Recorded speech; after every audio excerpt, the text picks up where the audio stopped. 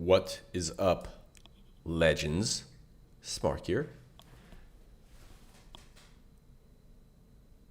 And we're live, baby. What's good? We got a lovely little AMA today. Ask me anything. It's going to be a fun one. Got about an hour set aside, all right? So whatever questions you have about e-com, got about life, you got about the gym, you're jealous of my traps, you hear? Gasp. That's the first. No, seriously. Any questions you have, drop them in the chat. Let's have a good time. All right, fellas? Let's have some fun. Fuck around. Find out. Make money. Scale ads. Run more ads. Run more ads. Run more ads. Run more ads. Run more ads. All right, let me get the chat pulled up to the side here. Let's get cooking. I'm about to break a sweat already.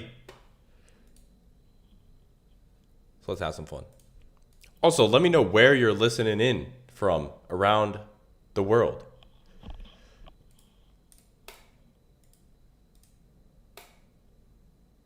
Where the fuck is the chat?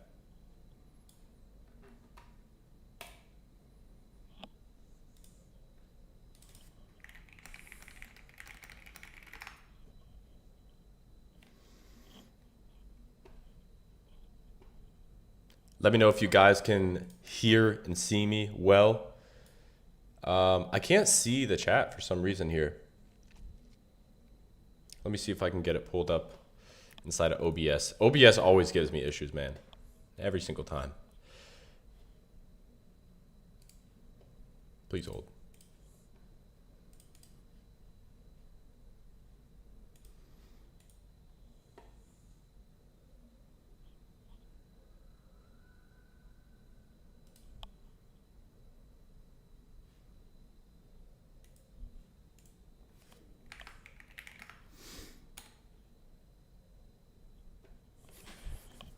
Damn, I don't have my phone on me either.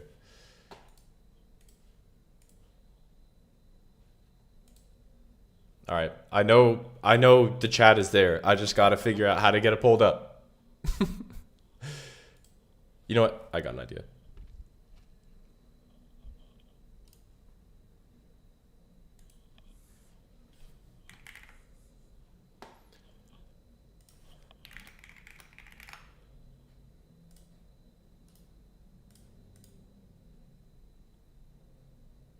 Ah, we got it.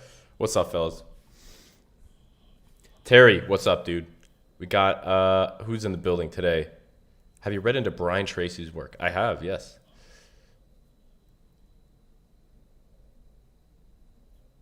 Yo, I'm trying to get a Urus. What product should I launch? You should choose a better car. No, I like shitting on the Uruses, man, but if that's your thing, that's cool. That's cool, I guess.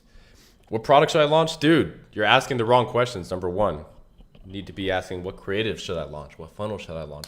The overall success formula of ecom, I think it's a little something like this. Like if this was almost like kind of a pie chart, right? Except it's a fucking rectangle.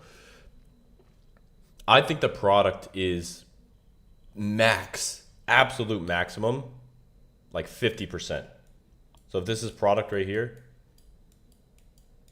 max 50% of your success. From there, we have funnel and creatives. Funnel, creatives. Honestly, you could package in the product with the actual funnel, but point being, bro, you need to be obsessing over the funnel and the creatives, not as much a product. I honestly don't even think it's fucking true. I think it's more like this, and then funnel would be like all this, creatives would be that, or vice versa. Ahmad, what's up? Ishan, when to use listicle, advertorial, and product page? Actually, amazing question here.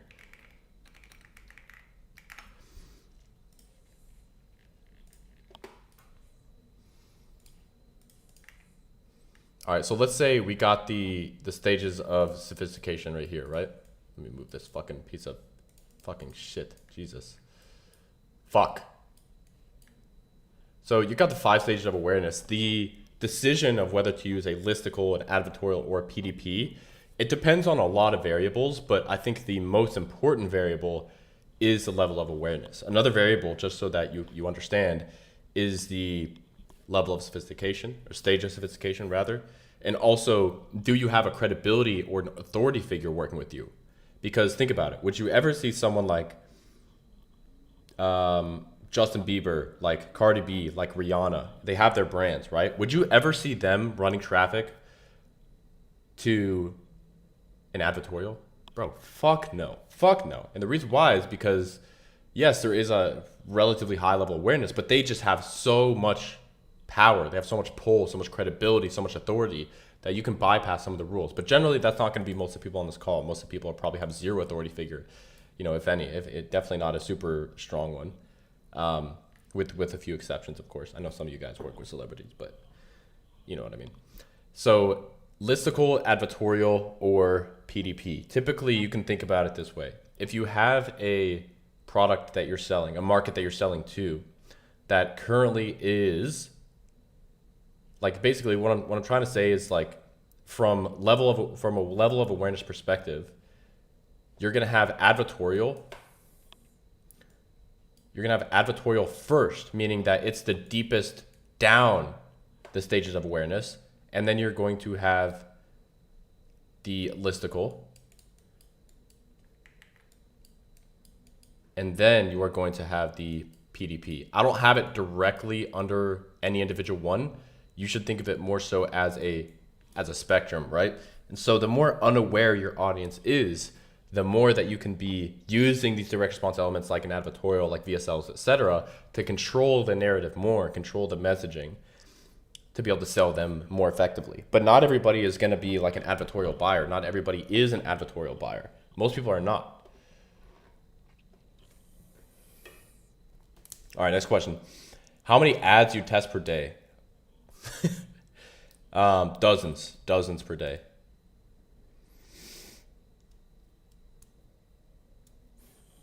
All right, next question from Wise Stuff. Mark, what's up? What type of beats or frequencies do you recommend to listen to get locked in? And what do you think of offering automation services with the help of AI? Okay, two vastly different questions, but let's fucking do it anyways. So the first question is about music. Like, what is the best music that helps you lock in? All right, there's two sides to this. Side number one is like, what does the science say? Because there actually is, specific types of music that works really well backed by research. And then you have, what does my soul say? Because let's be honest, there are some things in life, I know this is especially true in the gym, that scientifically may not lead, let's use the example of the gym, may not lead to more muscle, may not lead to more hypertrophy, more muscle gain, muscle density, etc.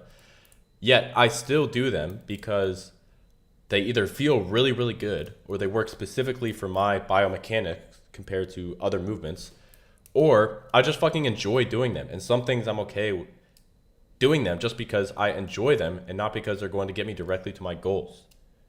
I know it sounds a little bit weird, a little bit backwards, but that's just the truth of the matter after doing a lot of this, okay? So the science says that there's a few kind of types of music that can get you into an ultra-focused, deep state of work where you're just incredibly productive. One of those is a type of classical music called Baroque, spelled Baroque. The science behind this is that Baroque is specifically rated at 120 beats per minute, which is double time what your heart rate would be if it was at 60 BPM. And if your heart is typically at 60 BPM and the music is at 60 BPM, you can feel the state of relaxation. You can feel like you're more relaxed. For me, I can't work very well to this music. I definitely can't read to this music because I tried it in college all the time when I had to read through all these massive textbooks. It was a bitch. And the reason why is because I'm very musically minded. So my brain will like start to follow the melody to the point where it detracts me from the work that I'm doing in the first place. So for some people, this works great. For me, it does not work great. It works terribly. Another one is simply just using these two kinds of beats. One is called binaural beats. The other is called isochronic tones. So binaural beats are a little bit more, they actually sound like music. Isochronic tones are literally just two different tones being played in your ears. So one, let's say, is at like 6 hertz, the other is at 8. So there's a discrepancy of 2 hertz. It's supposed to create this hemisync response in your brain, blah, blah, blah. I've found that binaural beats is more sustainable because isochronic tones, it's literally like in your ear all the fucking time. That's basically just like this high pitched fucking annoying ass noise.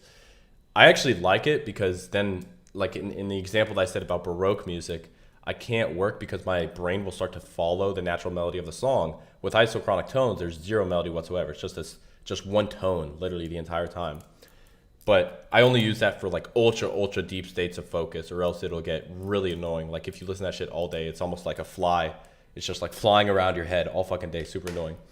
So that's what the science says. These two kinds of music can be really effective for deep states of productivity. Now for the soul, this is completely different. This is, in my personal experience, what gets me into these super locked in states of productivity. Okay, number one, for me personally, is this subgenre of electronic music called like synthwave. Synthwave and vaporwave works really well for me. It's just that perfect like predictability of the percussive instruments, like the drum, the snare, all the shit that creates like the consistency, and then there is a little bit of like flowing with the sound, which I like. I think that I can work for hours upon hours with that. Another kind of music that for me is like really enjoyable to work to is like liquid DMB or atmospheric DMB. Those also, for whatever reason, just get me into a super locked in state. Now I'm gonna add a bonus on here, okay? Specifically, if you're writing copy, this is super applicable. Not copy with AI. I mean, you can do it for copy with AI if you want, but specifically if you're like sitting down, you're like, I'm gonna actually write copy right now. The philosophy behind this is that writing copy should be a process of like 80% you doing your research, understanding your customer, the VOC, the voice of the customer, the language that they use, all these things. And the writing process should be one of the easier, more enjoyable pieces. But it's definitely much more of your creative brain. So the way that I think about it is you're essentially loading your brain with all this material, all this copywriting, research, philosophy, but also the philosophy of the market that you're selling to. It creates like this storm of information, and you just have to take that storm and channel it out onto the piece of paper or onto your laptop. And so in order to do that, that's an energetic experience, right? I had a mentor that would always say that copy is an energetic experience. And in order to write the best quality copy, you have to get yourself in a state where you feel the energy pumping through your body. This is not necessarily a super deeply focused, like I'm working through fucking spreadsheets or like I'm trying to identify like a new winning variable on my ads. No, it's not like that. That's very left brain thinking, very logical. You want to shift into the creative side, something very energetic, almost spiritual. Everybody has different kinds of music that is going to trigger them and get them into this kind of state. For me, this varies quite a lot. I can't really have anything with lyrics for the same reason that Baroque music is like over here. It just ends up distracting me more than getting me into a focused state. But some people, like my mentor, Alan, one of my amazing mentors, he will play Jay-Z when he's writing copy, and he'll really feel it. He'll start standing up sometimes. He'll be like bobbing his head. He'll be like dancing. That's what the process of copywriting should actually look like if you're the one writing the copy. It should feel like very energetic, almost like effortless if you do it correctly. The chiefing process, total pain in the ass, total bitch, and that's where you bring in your left brain thinking to work through these principles. But if you're just sitting down and writing this creative act, it should be very expressive. It's not like it shouldn't be suppressive, right? The opposite of expression is suppression. You shouldn't be suppressing anything. You should feel very flowy, very energetic, and just feel like everything's just kind of flowing through you onto your laptop. So for me, like more upbeat EDM can do really well, almost to the point of like aggressive. I mean, you guys are gonna think I'm fucking psychotic when I say this, but I literally write copy sometimes to like metal music, like metal, death metal, because I feel like the rhythm, I can't fucking understand what they're saying. So I don't have to worry about like my brain following the lyrics. But it does like feel really good energetically. A lot of rap as well I'll listen to as long as I don't know the lyrics. Instrumental rap beats like boom bap. I really like listening to like instrumental boom bap. Gets me in a great state. But yeah, that's what I would recommend. I know that was a lot longer than you were probably expecting, but there you go.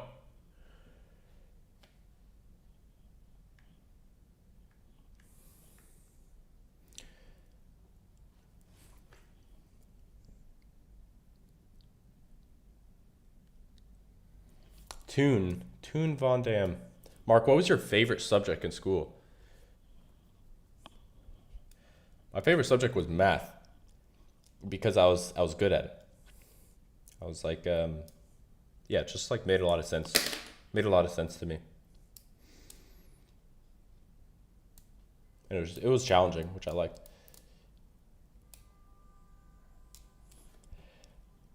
Swag Doodle. Oh fuck, where'd it go? There we go. Hey Mark, I'm a complete beginner and in a few weeks off around 15 to 20K to spend on testing ads and products. How many products and how many ads per product should I test? Okay, so if you're a beginner and you're getting into testing and you got a good budget, number one, amazing fucking work. Most people get into testing, especially with paid ads, and are like, I have $100, and I'm like, just quit. Just quit. You're just gonna burn your money. But you got a good budget set aside, so that's number one. Good job. Number two, how do you actually launch? Okay, so once you find a product, I would recommend testing 3 to 5 ads per product per launch. And what I mean by that is I always, like anytime you launch any new product, you're basically taking all the shit that you never know if it's actually going to convert, throwing it against the wall. And let's say you throw like 50 things against the wall, like 2 of them are going to stick. But those 2 things are going to be the 2 things that end up making you really, really successful in having a scalable business in the future. So you have to go through this process of just testing a lot of things. So if you test 5 ads with one particular product, you spend a few $100s, you get some data. I have a simple 1 relaunch rule.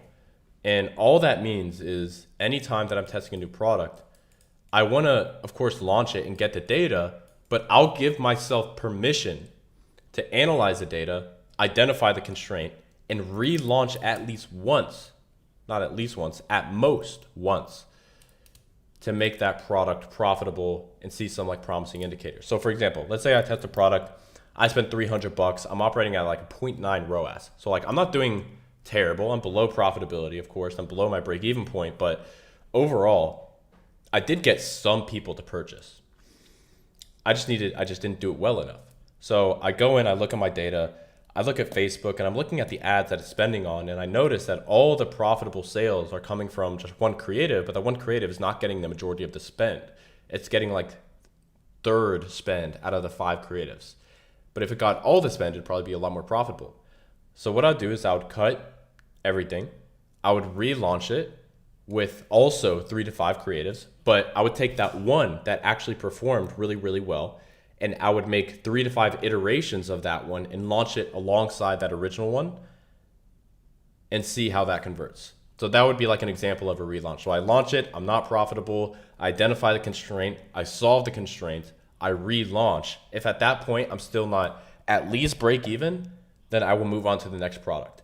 Not because I don't think I can make that product work. I think that I can make just about any product work, but the opportunity cost is going to be greater for continuing to pursue this product versus potentially having a product that is easier to sell down the line. If I just, say fuck this one and move on to the next one. That's the best way to test, because this way, this creates basically a, kind of boundary of sorts where a lot of people, if they like test a product, they'll like, this is going to be an interesting visual, but they'll test a product, be like, oh, it didn't get any sales. Maybe try like a new landing page. And so they try a new landing page and they're like, oh shoot, now I've wasted all this money. Okay, let me go back to creatives. I think that was actually a problem. And they test the creatives.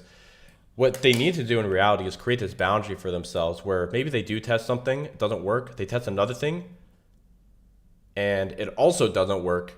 But since they followed the one relaunch rule, they just go right back to where they were previously. So they can bounce around this box all that they want, but they won't ever go outside of it. So that's why creating rules like this, it's honestly a good principle for life. Just creating rules so that you can operate within these boundaries, and you can fuck up as much as you want within these boundaries, but you have to stay within them.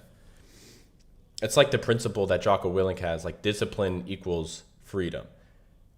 And he's like, well, isn't that like really restraining if you're like super duper disciplined all the time? Like you don't even have any fun. No, you do. You just create an environment where you can have as much fucking fun if you want, as you want, but you just do it in a specific environment, specific period of time, in a specific way, right?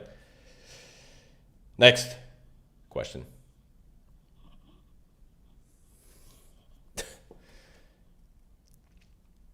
Adam, why don't you sell on Amazon? You don't need to make any form of ads on that platform. It's just PPC. PPC is literally ads. It's pay per click. Oh my God. And I do run on Amazon. I do like multiple 6 figures per month on Amazon. But it's not, you're saying like you don't have to make any ads. Yeah, it's the same as like running on Facebook. Like you can technically get sales organically on Facebook, but running ads makes it a lot easier and more scalable. So I do, SEO is probably what you're referring to within the context of Amazon, but PPC is known as paid. And we do run on Amazon, and I do have money being spent on Amazon ads right now. Next question from Juve. Mark, I've been struggling to scale my niche clothing brand. I know you are against this category, but my niche has a strong customer base. Will more ads help me scale, or working on website, etc.? Dude, there's so much that I would need to ask to give you a good answer to this question, but you're right. I'm not a fan of the apparel category, but you say you have a strong customer base. I'm guessing it's like by strong customer base, you probably mean like a really passionate customer base, almost like selling like anime clothing or something like that. Will more ads help me scale, or working on a website? That's where I would need to get some clarity from you, because I do believe that ads will help you scale, but only if your website is good in the first place. So you need to identify what the constraint is, right? If you haven't spent any money on ads, I'd want to see, what is your existing conversion rate? Have you been getting traffic already? Ads is very similar to money. So you know how they say that when you start making money, it doesn't change who you are, it just amplifies who you were originally.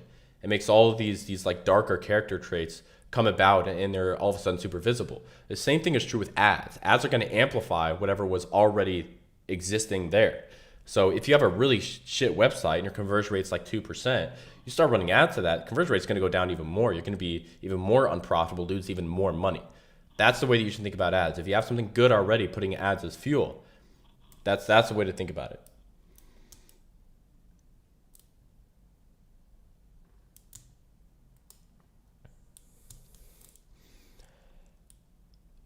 Question from Intelligent Money. Mark, do you train 7 days a week with weights, or what rest/cardio days do you have? So I trade every single day for multiple years. I've recently switched up my split just because I wanted to change things up, and I actually just changed it again recently. So my split right now is like this.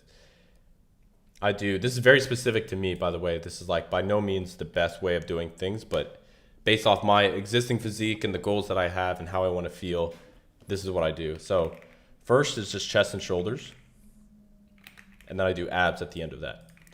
The next day, I do back and triceps. Very weird. I know it's not a normal fucking thing. Then I do leg day and one bicep movement. Also very weird, like one bicep exercise. I can explain why I do that if you really fucking care. And then we have a rest day, because I'm always super fatigued after leg day. It's just like beats the fuck out of you. After that, then we go into chest and back. And then we get into arms. And then we get into another leg day. So this is arms and forearms. So here's the logic behind this split, all right? And I know this is what you guys really came for. I know you just wanted to know what my split is. It's okay. So important proxies for growth. Number one, intensity, of course. Number two, nutrition, sleep, blah, blah, blah. Let's say you're doing all that right. A very important one is making sure that you hit your most important muscle groups 2 times per week. So do we hit chest 2 times per week? 1, 2. Yes, we do. Do we hit shoulders 2 times per week?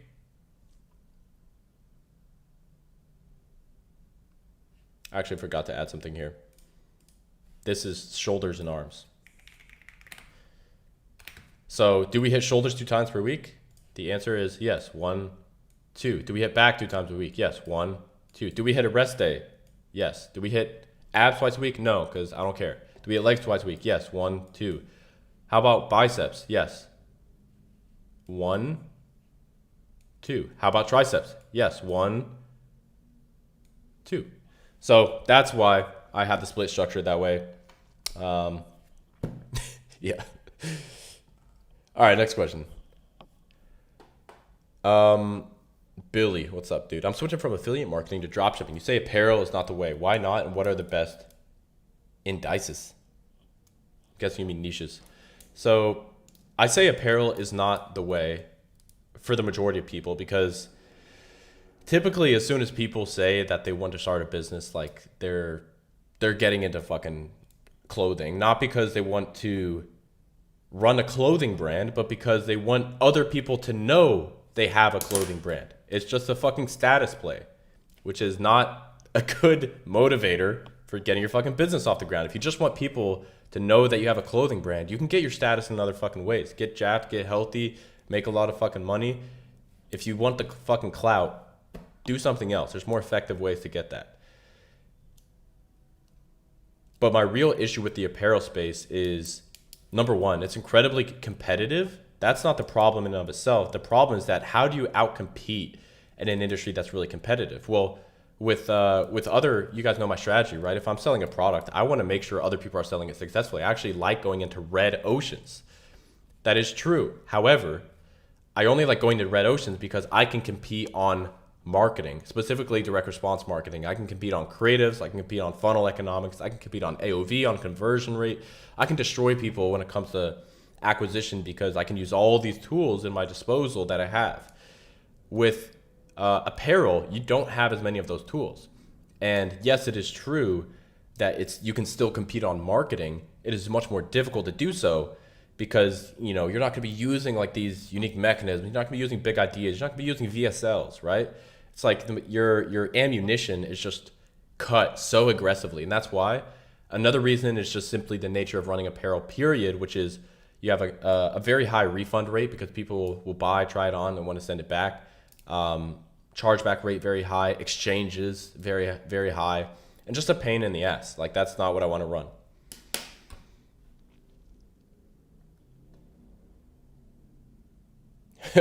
What does fucking guy say? Leg day today, gonna cry like a baby. Made 10K on branded dropshipping yesterday. I fucking love that, bro. Hell yeah. Can you make a workout guide PDF? That would be fire. No. I just fucking, what, you want me to spoon feed you more? No, I'm kidding. This isn't that much.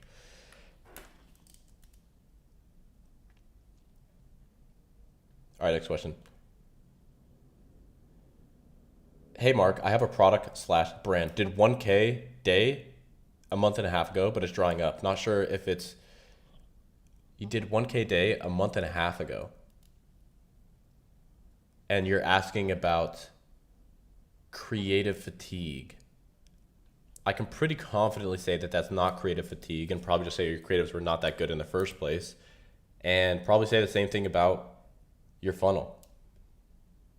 If you feel like you have good results like one day and bad results the next, it's because you're not spending enough money on ads and you're not looking at a large enough data set.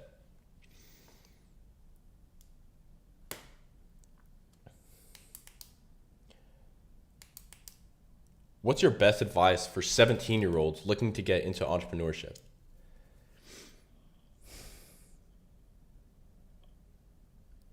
Look, I'll tell you the reality of being an entrepreneur. Entrepreneurship, if you're running a big successful business, it is not glamorous whatsoever. All this shit on YouTube, TikTok, Instagram, it's all an illusion. The best entrepreneurs that I know, they work their fucking ass off.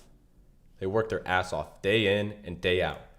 And not only do they work their ass off, many times they make less than other people in their company because they're the entrepreneur and they get paid on profits. Many times they have to deal with like drama in their team.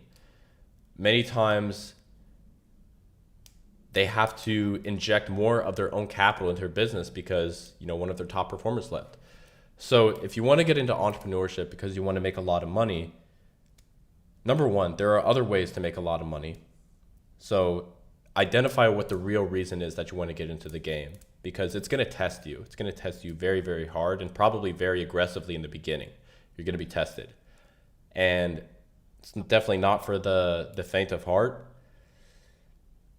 With all that being said, my advice for a 17-year-old is entrepreneurship is one of the most difficult paths you can take, but it's also the most rewarding. It is the highest risk, highest reward kind of game that you get to play.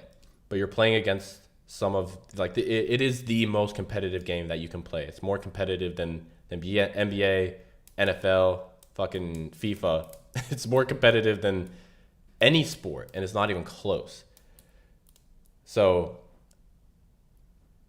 I do think, though, with all that being said, it is one of the most rewarding journeys. So my advice to you is look at your personality, right? What is a business model that matches your personality? What is a business model that matches what you're already good at? I think a lot of people are looking at like these business models, these YouTube videos that's like, you know, I ranked the best business models, XYZ. It all comes down to personal preference. They all work. Every single fucking business model on the list works. Amazon FBA works, trading works, crypto works, remote closing works, remote sales in general works. What the fuck else is out there? Yeah, but like all this shit works. Point being, the biggest issue for you is going to be not getting distracted by shiny objects. If you just identify one vehicle that matches your personality and you're a little bit good at already, and you just stick with it 100%, regardless of fucking crypto cycles, regardless of market cycles, regardless of business cycles, regardless of your favorite guru switching business models to this new super duper exciting thing you've never seen before, just stay in your lane and keep working. It's going to be a period of time where you are working your ass off and you don't see any results, and that's to weed out the people that are not weak enough to stay in it for the long term. Hopefully that helps.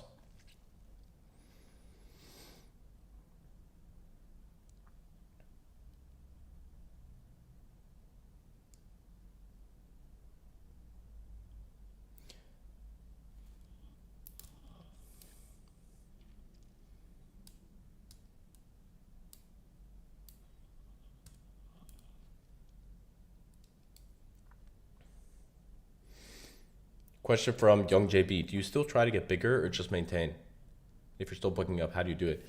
You know, this is an internal dialogue in my head at all times where I'll like pass a mirror, some good lighting, and be like, Jesus, I'm getting too big. Like I don't want to be looking like a full on bodybuilder, like on gear kind of look, like, you know, the look that I'm talking about. I don't really want that look. I still want to be pretty athletic. And sometimes I'll walk by a mirror and be like, dude, I think I need to chill out a little bit.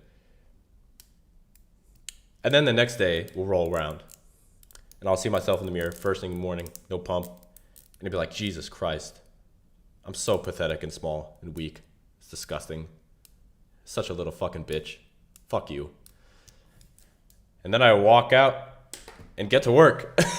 So it's, you know, it never goes away. Like, you would think there's no way this guy has body dysmorphia, but the people that know me that I probably have the most aggressive form of body dysmorphia out of anyone that they know. So double-edged sword, like most things. To answer your question, I'm mostly going to be maintaining, at least at the body weight level. I don't really care about getting bigger, but at the same time, it's like, I don't want to stop working out, you know? Let's say I didn't want to get any bigger. What, am I just going to stop going to the gym? No, I can't stop going to the gym. I have an addiction. All right, next question.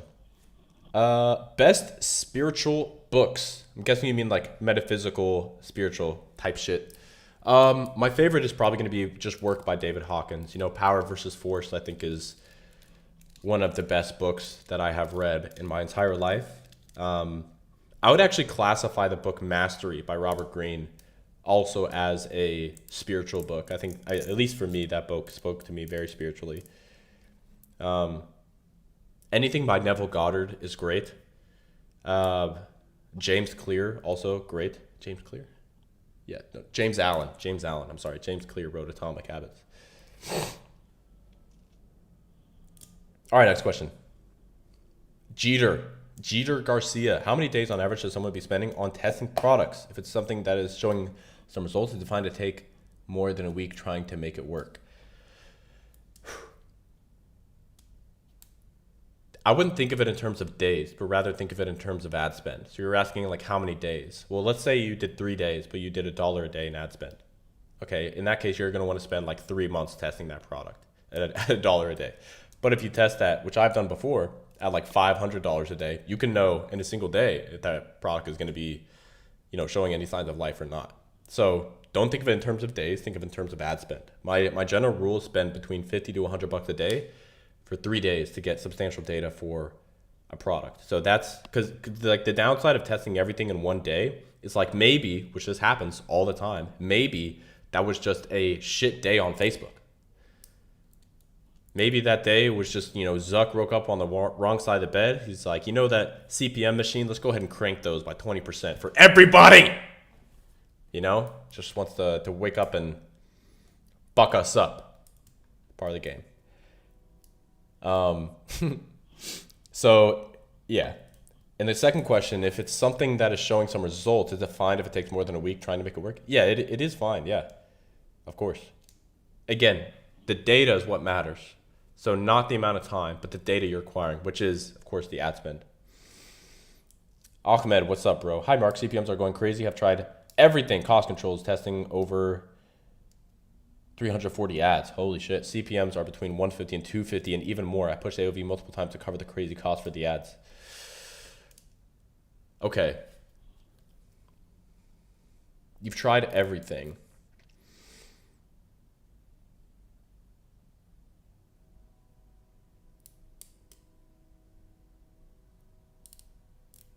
CPMs, like I would have to have a conversation with you, dude, because here's some things that I would ask you, right? Your CPMs are super duper high. And you've already tested a lot, right? One great thing that you've done is you have tested 340 ads. That's a shitload of ads. Holy cow. It sounds like you've tried manual bidding, which is great. If you've tested cost caps, that's great. I think that can also reduce CPMs. Bid caps, I don't really do a lot of testing with bid caps, mostly cost caps. Have you tested a lot of landers? I think this is something that consistently has a phenomenal reduction in your CPMs. Is just testing new landers in general, specifically interstitial pages. So like pre-landers of some sort. This could be as simple as like a quiz. This is why quiz funnels can be incredibly scalable, because you're sending all this traffic to a page that is super duper compliant in the eyes of Facebook TOS. It's going to be super easy for you to scale something like that when your CPMs are like 50 instead of 150. So test a variety of different landers, bro, and see if you can get that down. The reality of the CPMs issue is there's something that Facebook is identifying, something that is triggering them to increase the CPMs. Maybe it's the ad account, maybe it's the BM, maybe it's the URL, maybe it's the IP, right? So when you say you tested everything, I don't believe you, because to test everything, that would have to take like multiple months, and you have to have an incredibly deep understanding of how Facebook works. That only comes with experience. So have you tested like new IPs? Have you tested new MAC address? Have you tested proxies, VPNs? Have you tested new profiles, new pages, new ad account, new pixel, new conversion, new objective? Have you tried a custom conversion as a purchase, but you don't identify it as a purchase? Have you tried all the landers that I mentioned? Have you tried running to Shopify versus Funnelist versus Checkout Champ? Like I could go on for minutes of all the things that affect your CPMs. But the reality is still the same. There is something that is triggering this increase in CPMs. I would want to look into all the 340 ads that you're tested. Was there anything that showed a reduction of CPMs? And maybe it wasn't profitable, but at least you reduce the CPMs and you can identify what caused the higher ones in the first place. Like it's all about it's just all about testing and tweaking until you find the thing that actually moves the needle And even if it doesn't make you more profitable, but it does move the CPM needle, you can make more profitable ads, but you can't manually, you can't manually fucking just turn down your CPMs. But yeah, hopefully that helps, bro. There's a fucking lot. Like I am gonna make a video on it. It'll be a private video. All you guys will get access to it here in the live. But yeah. Mr. Elephant, bro, I'm having trouble. I tested a new product and got 10 sales on Facebook ads, but after bumping the budget up after 5 days, completely died with no more sales for 2-3 days, and I'm still getting hella add to carts. Okay, so this is what likely happened is you bumped the budget a little bit too much. You said you bumped the budget up after 5 days. Okay, actually, this is a good teaching moment, and I can't believe how many times I have to fucking say this, but bro, if you have something on Facebook that is working, it's profitable, it's getting you customers, you're making money, don't touch it. Don't increase the budget. You can scale in other ways. That for me is always like the last fucking option, is to do like internal budget scaling of a campaign or an ad set. That's the last fucking option because it's the highest risk. It's the thing that is most likely going to kill what is already working so well for you. Why would you ever do that until you exhaust all your other options?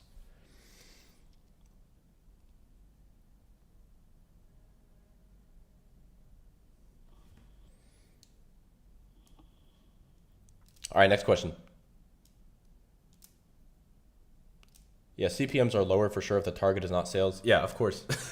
I didn't mean like run a PB campaign. I mean running like a, for example, like a lead campaign where you can still get buyers on lead campaigns. Like you think of, yeah, that's a whole nother rabbit hole. You guys can get to meta another time.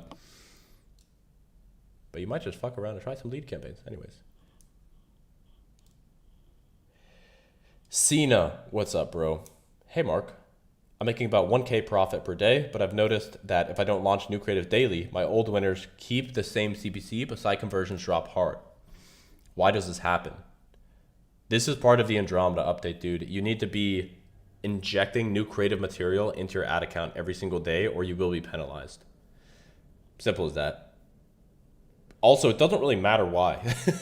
Like you see well, what if you never figured out why? You see the trend of what's happening. Every time you don't launch new creatives, you see your conversions drop. Just launch creatives daily, simple as that.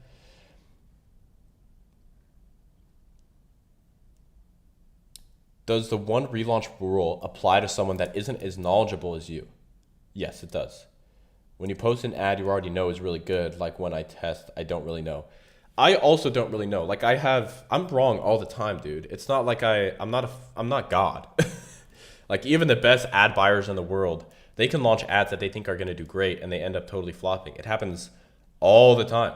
That's why I do my best to remain humble and have at least an ounce of humility, because I'm nowhere near knowing everything. Like still every single day I test stuff that doesn't work.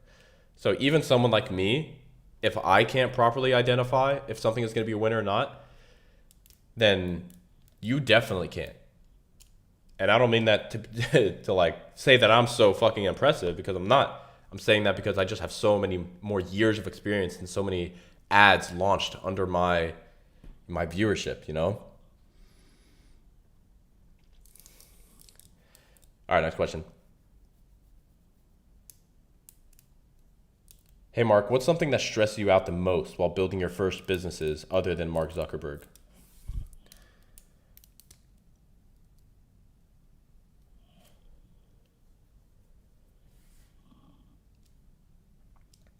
Dude, I don't know how else to say this, but like just being broke stressed me the fuck out. That shit fucking stressed me out. Most of my problems, my issues stemmed from me just like not having any money. Money doesn't buy happiness, but you can't say that until you've made a fuck ton of it. Because it's typically, like, I'll be honest, it's typically broke people that say that. It's like, oh, money isn't everything. You only earn the right to say that. This isn't obviously true, but thought experiment. You really should only say that if you've already made a ton of fucking money, so that you can empathize with that feeling. because money is amazing. Money is a tool that can help you unlock a lot in your life for yourself and for others.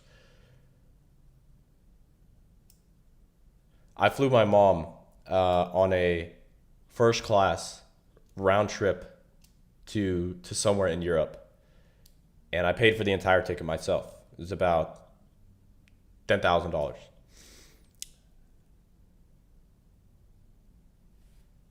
That made her happy, and her being happy made me happy. So stuff like that, money is great. But your problems don't go away when you have money. They just change. They just change into other problems.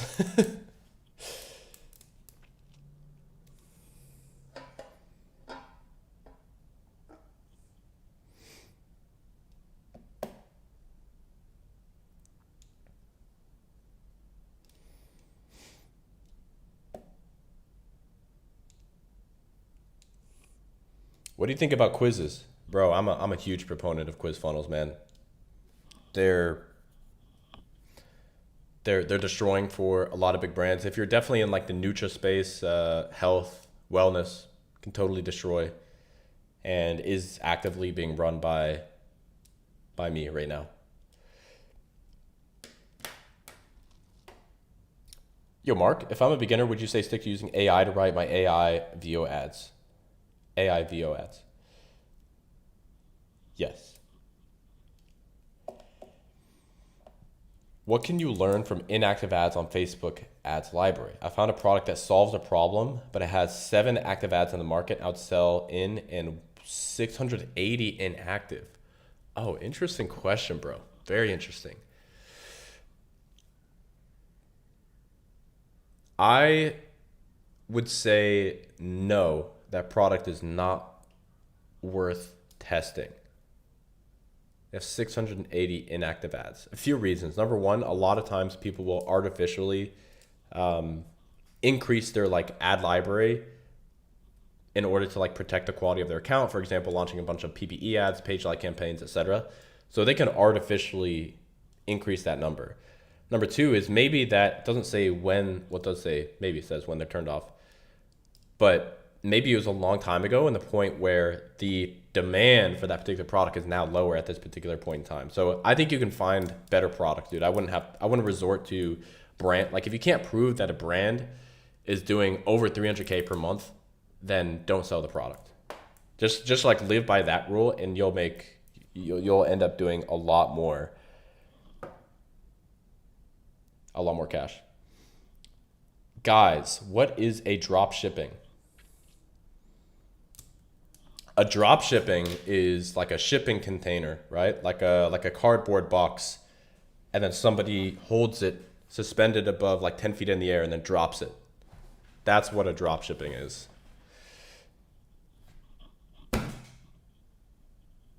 What? All right, question from Alex. I've seen a few of your questions, bro. Alex. No, I'm not even gonna try. Mark, I'm 6'4", 185 pounds. I want to get bigger, but I like to do deep work in the morning, so I don't eat breakfast. What's your best tip for eating more if you don't have time for meal prepping?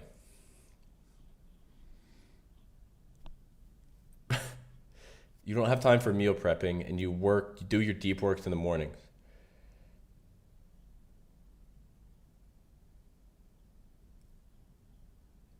I don't even know what I could say here. I mean, you have to fucking eat more. Like you have to eat more, period. But you have to eat even more than you think you do because you're not eating in the mornings. So like from the hours of, let's say, like 12 p.m. to midnight, let's say you have like a 12-hour eating window. You got to consume.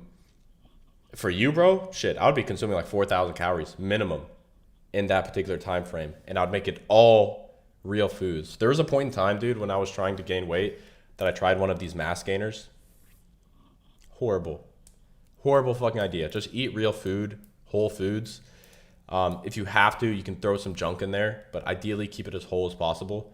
But unfortunately, there's really no shortcuts. Just eat like high calorically dense foods, stuff like peanut butter and bananas and shit like that.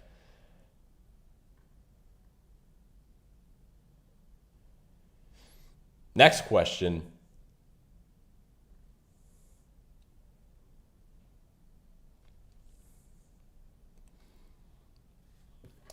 Hey Mark, how do you compete with brands that are spending thousands of dollars a day on advertising when my budget might be $100 a day? They clearly have so much more experience than me. You won't beat them at $100 per day, period. You can be winning at a small scale, at $100 per day, but just because there's a competitor that's spending more money than you doesn't mean that you can't also make money in that same market. You can totally make money in that same market. You can outscale them 100%. Look, I want to show you guys something.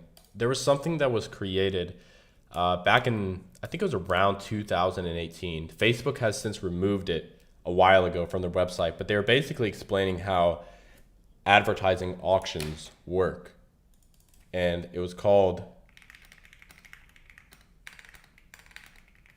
total advertiser value.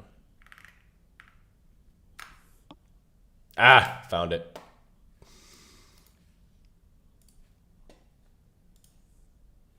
All right, you guys are about to be fucking put on right now. They literally removed this from their website like years ago because they're giving people too much information on how to make enough money on their platform. So this is how it works. So look, this is their words. This was on their website. We rank ads based on a total value for each ad. So obviously the ads that are going to win the auction have a higher total value. So piece number one is going to be the advertiser bid. This is the actual bid in your ad set that you have set up, right? So most people are going to be using automatic bidding. So what this means is that Facebook is going to be determining the value of your bid for each space of advertising. That's why the people that are able to scale very, very well at higher levels of spend, they have to start bidding manually using stuff like cost caps or bid caps. So specifically bid caps is where you can manually control the maximum amount that you're willing to bid for a particular conversion. All right, so that's number one. Number two, estimated action rates. So by estimated action rates, this is mostly your soft metrics. So think of your click-through rate, number one, is going to be like most important. Click-through rate, CPC, CPMs is not like an action, but that's kind of like an indicator. CPC, CTR, average watch time, cost per 3-second video view. These are your general soft metrics. This is also combined with your conversion rate. All right, it actually says that right down here. Total value for a conversion optimized ad, this is what all you motherfuckers are running, conversion ads, right? Total value is the bid for the conversion, number one, plus the estimated click-through rate, AKA one of the action rates, times your estimated click-to-conversion rate. So this is like, we call it just conversion rate because it's from website visitor to buyer on your website. But the way that Facebook thinks about it is click to buy. So, but what is your rate of people that clicked to people that bought? Plus relevance / quality factors. So when we dissect, again, guys, this is like the system that they use. It's more sophisticated now, but this is the fucking foundation right here. So for the people asking about CPMs, this is how Facebook is ranking your ads. And if you see that your CPMs are really high, number one, is your click-through rate really low? Okay, there's low relevancy, meaning you're probably going to get penalized with high CPMs. Okay, is your conversion rate really low? Okay, that means there's a poor match between the audience, the creative, and the landing page experience. You're going to get higher CPMs.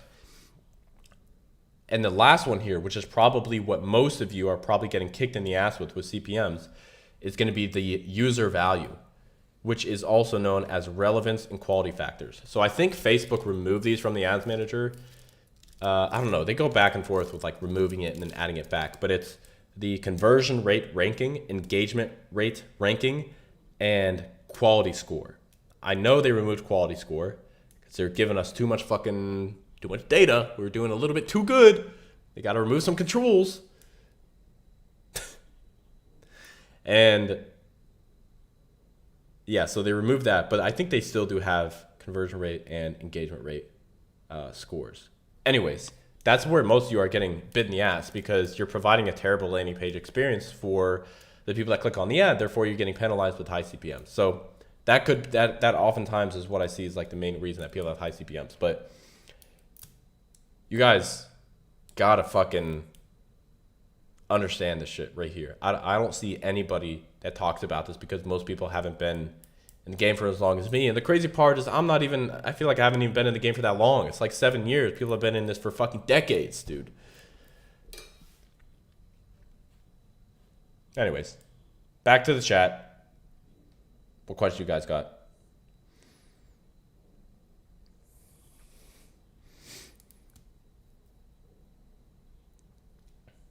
Habibi Mark, how do you chief most of your copy? Dude, I got some unfortunate news. I chief with an AI agent that I can't share publicly right now because there's a lot of my personal brand information on there. But I also chief just using my brain because I've been trained by some of the greatest copywriters in the world over the past few years. So I have a pretty good understanding of chiefing copy in my head.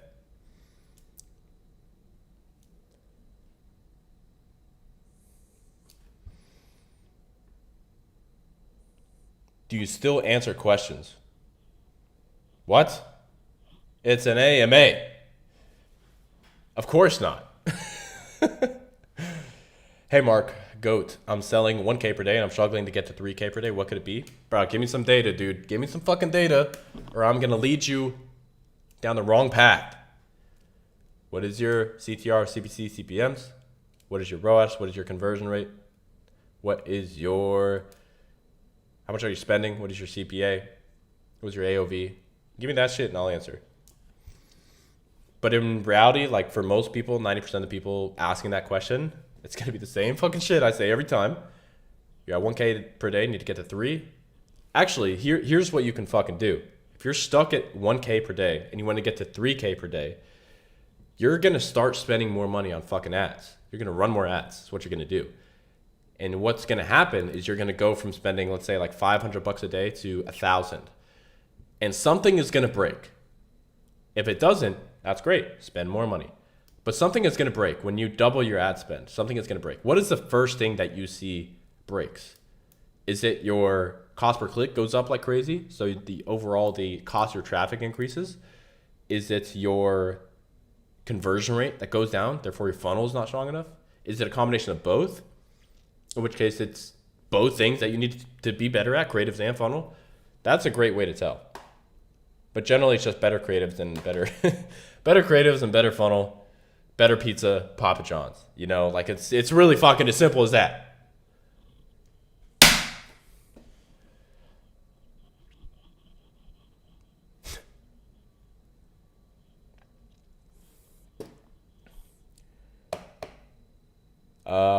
Magnus, do you have any affiliates running ads for your brand and giving them CPA on purchases? If not, have you considered it? Right now, the answer is no. I have considered it. The reason why we haven't done it is mostly just for compliance purposes because you can't control what affiliates do for the most part. As long as they get their fucking CPA, you know, they're happy. And I have the intention of exiting this brand. So if I was just like doing it as a cash cow vehicle and I would put up on fucking ClickBank and, you know, go really hard on the affiliate stuff. But right now, I don't think that's the best move for that reason. But I'm totally open-minded about that. If you disagree, please let me know. I'm curious on your perspective there. For me, the ones that I see, the brands that I see that are scaling the best are mostly doing like basic D2C, some retail, Amazon. Is that it? I think that's mostly it, you know?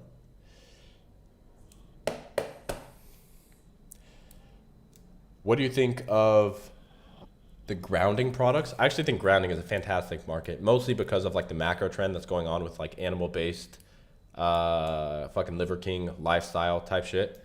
We're still very much so like in that phase, even though most of it is fucking nonsense. But I don't know. I have a friend of mine, actually, he works, you know, on my team. He got one of these grounding sheets for the bed and he told me like his back pain went away. Of course, it's anecdotal. There's not really a lot of research on grounding stuff in general that looks super strong, but hey, sometimes that's enough for people.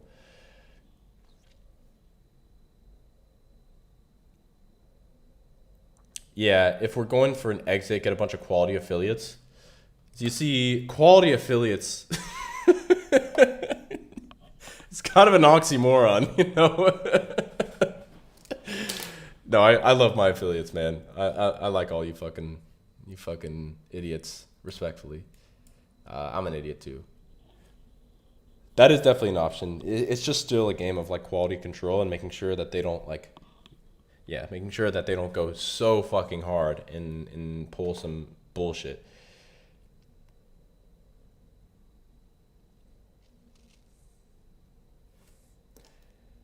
Do you think grounding could work from bodybuilding angle?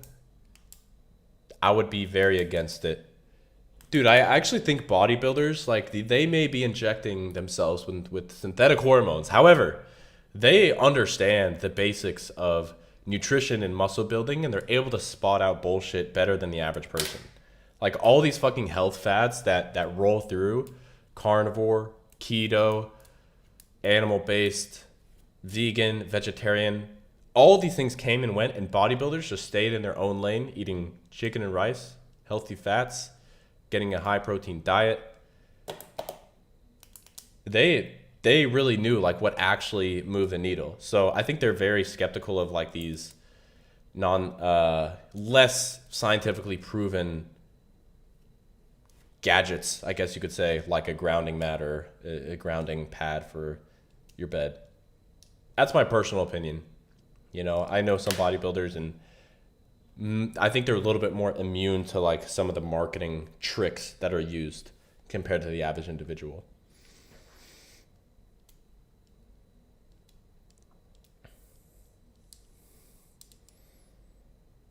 Guys, these questions like, hey Mark, how to scale on Meta? It's like, bro, I need more context.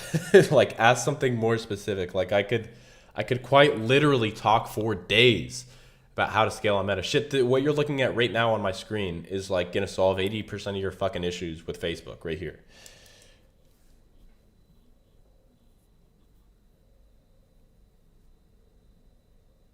Hey Mark, any advice on the new Andromeda algorithm? From what I know, it's completely changed the way we need to run ads. I would watch the live that I did I think I did it on Sunday or Monday.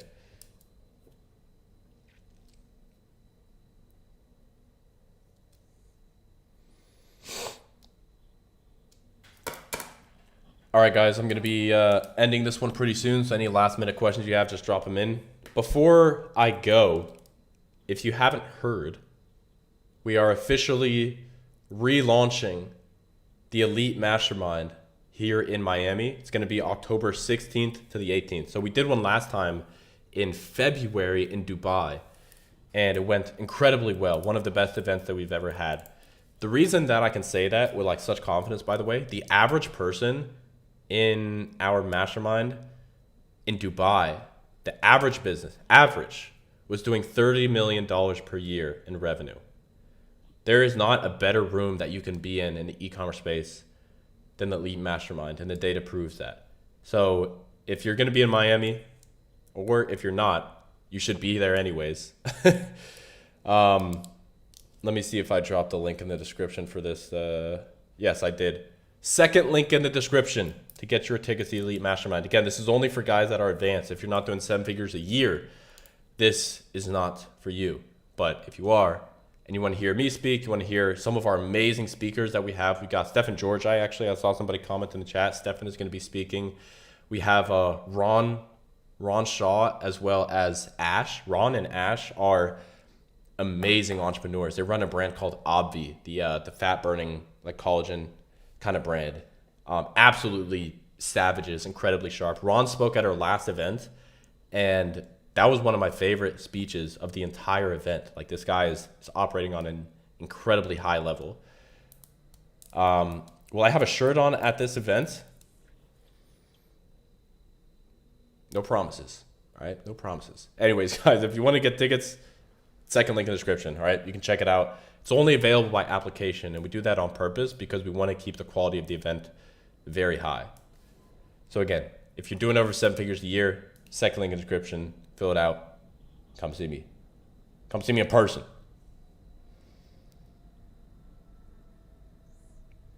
All right, let's do one more question here, or a few more. Hey, Mark, do you still recommend Higgsfield AI for static ads? Yes, 100%. Higgsfield is amazing. Do you think looking to rank on the LLMs is something I should do at sub 1K? Dude, fuck no. Fuck no. Sub 1K monthly revenue? Brother, you need customers now. Direct response all the way for the win. Don't worry about, this is actually, I think it's called AIO instead of SEO. It's like ranking on like the AI summaries and inside actual LLMs. But I would not, no, definitely not. Definitely not, dude.